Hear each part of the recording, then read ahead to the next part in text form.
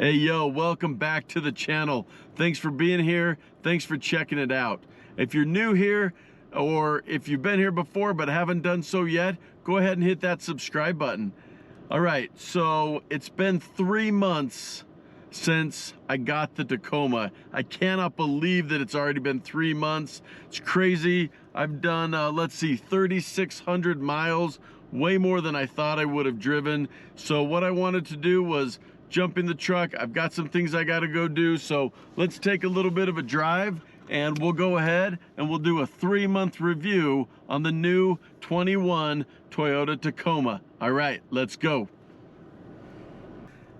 Again, I've got some things I got to get done, so I figured why not jump in, drive the Tacoma, get some errands ran while we talk a little bit about my impressions having owned it for 3 months now.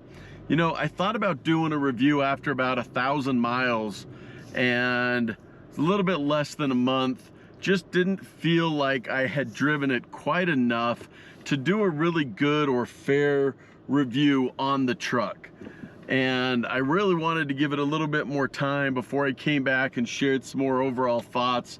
Really just decided that this was going to take a little bit more driving and a little bit more time in it than originally anticipated, all with the intent of being able to share my opinions and my experience. So it's been 3 months, like I said, 3,600 miles, probably on track at this rate to do about 14 to 15,000 miles a year.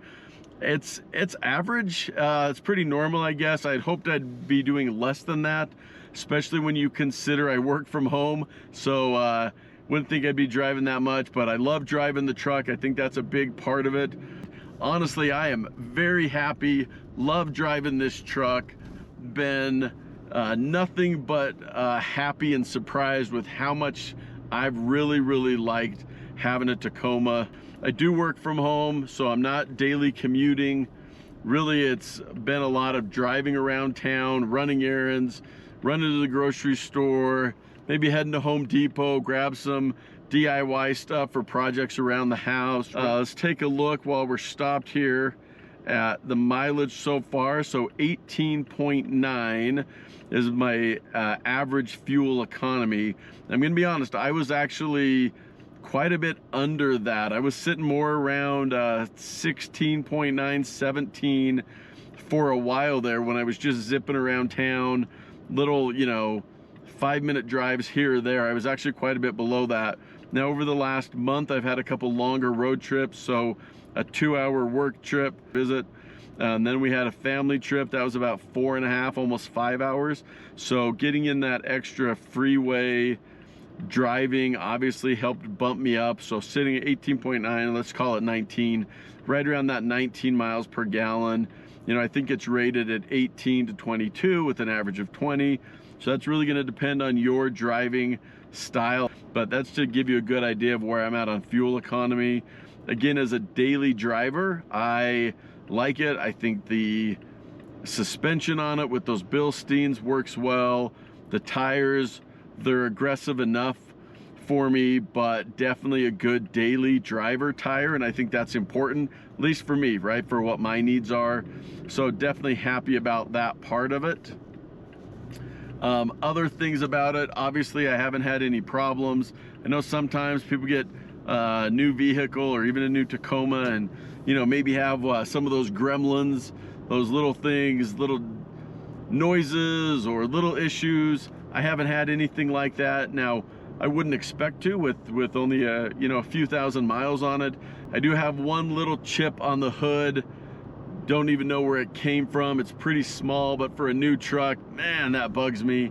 So need to look at either some kind of a protection on the front, maybe even the deflector might have helped that. I don't know when I got it. Obviously, I've just found it since whenever it happened, so I just saw it on there. But other than that, I think the paint, everything's held up well. I like the matted out fenders right on the TRD Off-Road specifically. I think it's a nice protection even if you're not off-roading and driving around town. Let's talk a little bit about off-roading. Most of my driving has been, as I mentioned, just on the road. There's only been twice that I've actually used four-wheel drive. Once was on this road trip I was talking about for work a couple hours away, late at night, hit a pretty bad rainstorm, and there was an exorbitant amount of water on the freeway in a couple of spots. I was slowing down, you know, probably down to like 30-35 miles an hour, hit a couple of those pools of water, and it was spraying well over the height of the truck. There was a lot of standing water. Saw cars stalling out, some smaller cars, you'd see them pulling off to the side of the road and stalling out. And just so that I didn't hydroplane, didn't, you know, have to worry about that water, I did flip it into the four-wheel drive high. The one other time that I used the four-wheel drive was actually on this family vacation I mentioned. We were down at a lake. We had hauled everything from the parking lot to the lake, and when it was time to head out, I was like, man, it'd be so much easier if I could just pull the Tacoma up, load it up, and not have to be running back and forth across this sand. Just, you know, kind of some sand dune type sand. Pulled it down. I did put it into 4 on that. Got the truck loaded up. As I started pulling out, it started spinning just a little bit, just with how much sand there was on that one. I actually then, you know, stopped it, put it into the 4 low, just to be able to kind of crawl out of that sand. On the TRD, you do have the different terrain settings. I didn't actually use those. I wasn't that worried about getting stuck. In fact, 4 high, I probably would have been fine, but I was only going maybe, I don't know, 70 to 100 yards in the sand before hitting some pavement there, and it worked like a champ. It got me out of there, no problem. Talked to some friends who were there a couple weeks later. They were in an all-wheel drive vehicle, and they actually started to spin out and got sunk a little bit, had to use some recovery boards that somebody else came over to help them with. So let me just throw a little plug in there. If you haven't subscribed yet, again, I encourage you to do so. Hit that subscribe button. We got some more mod videos coming out, hopefully get some off-roading, and continue just to share my experience with the Tacoma. You know, it's funny, sometimes with some of these, there's things I don't like, and a lot of times I'll get comments, and some of you that are able to chime in and make me kind of know, like, oh, by the way, there's something you can do about that. So I learned that with the turning off the lane departure right there on the steering wheel. Don't know why I didn't see it before. But yeah, the lane departure, it is something I just never really got used to. Ended up turning it off. It is just a button right on the steering wheel, like I said. It's nice on longer trips. I usually turn it back on there just for on the freeway, but around town, I'm not a fan of the lane departure. I did turn that off. One of the things I think I'm most happy about, just in general of owning it, is it fits really well in my garage. In fact, if I put it into reverse and it shows me that red line, I can line that red line up exactly on the crease of my garage, and it puts it in the perfect spot to be able to close my door, and I still have plenty of room to walk around front of the Tacoma. So that's, you know, part of why I wanted a mid-size truck as well. Fits my lifestyle, but it also fits in my garage, and that's a big plus. You know, along with the size of the truck, the advantage is it does fit in the garage. The disadvantage, however, is when you're heading to the lumber store, going to, you know, do a DIY project at Lowe's or Home Depot or Ace, wherever you're going, and you're grabbing those 8-foot boards or grabbing anything that's very long, the short bed is limiting. I think that's something people need to know. You know, is it worth getting the long bed? Again, I think it depends on your need. What are you looking at? What's most important to you? If you're going to be doing a lot of hauling of stuff in the bed, then think about what are you going to be hauling, what are you going to do most often, and get a bed that's right for you. I like the smaller truck overall in that midsize with the short bed. Just fits better for me in the garage, and it's really easy to get around. I don't feel like when I'm parking, backing in, backing out, I don't feel like I'm driving a big huge truck that I'm all worried about getting in and out of a spot.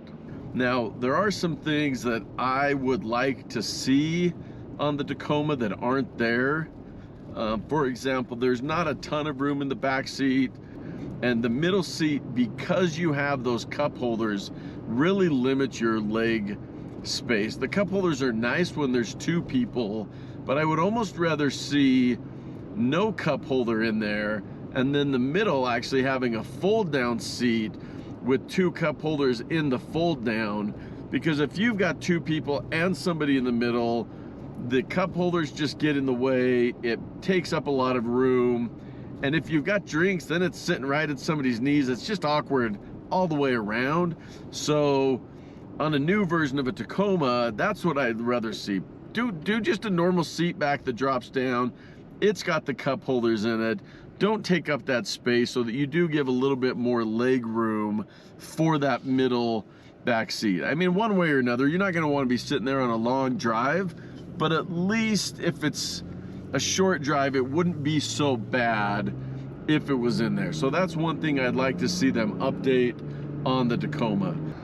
So all things considered, I would say mileage is maybe the one thing that was a little bit less than I anticipated.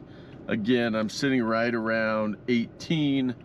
That's within, within the range. I thought with the combination of a couple of road trips that maybe I would be a little bit higher than that. So that's probably the one thing that maybe my expectations were off. Other than that, in all of the other ways that I can think of, I would have to say that the truck has met or exceeded my expectations, literally in all the other ways. I can't even think of, any other instances where it has not met or exceeded my expectations. So if you've made it this far in the video, thank you so much. Thank you for your support. I appreciate it. I appreciate your views. If you like this kind of content, go ahead and hit that like button. Go ahead and subscribe, and let me know, did you get a Tacoma this year? Did you get a Tacoma last year, where it's a little bit still more fresh on your mind, that new Tacoma owner feel? And if you did, how did it do? Did it meet expectations? Did it exceed expectations? Or were you disappointed overall? Or is there something specifically maybe you were disappointed with? Let me know. Let the other viewers know down in the comments below, and we'll see you in the next video. All right, peace out.